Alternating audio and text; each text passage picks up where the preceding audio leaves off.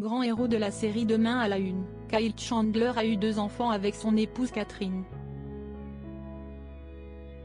Vous connaissez sans doute leur fille aînée, Sydney. Voilà une information qu'il n'avait pas lue dans les colonnes de son journal.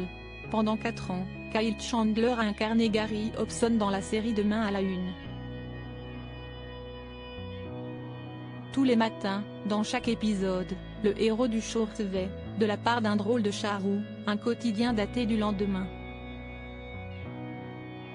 Et avait ainsi l'opportunité d'empêcher les accidents et autres catastrophes sur le point d'arriver. Juste avant d'obtenir ce rôle clé de sa carrière, le comédien américain vivait un tout autre type de bonheur. Côté cœur, tel père, telle fille. La série Demain à la une a été diffusée initialement de 1996 à 2000. L'année précédant cette aventure, en 1995, Kyle Chandler épousait sa chère et tendre, la scénariste Catherine McCary. Avec elle, l'acteur a eu 2 filles, Sydney et Sawyer. Or, la plus grande a désormais 27 ans et elle a suivi la voie professionnelle de son papa.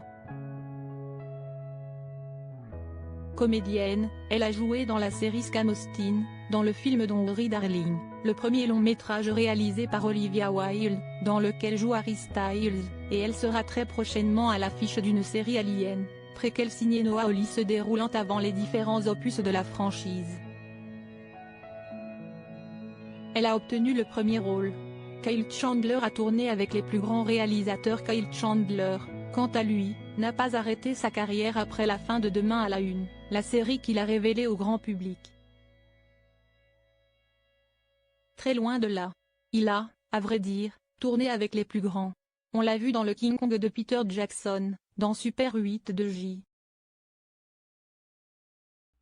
Abrams, coproduit par Steven Spielberg, dans le célèbre Le Loup de Wall Street de Martin Scorsese, dans Carol de Todd Haynes ou encore dans Manchester by the Sea de Kenneth Lonergan.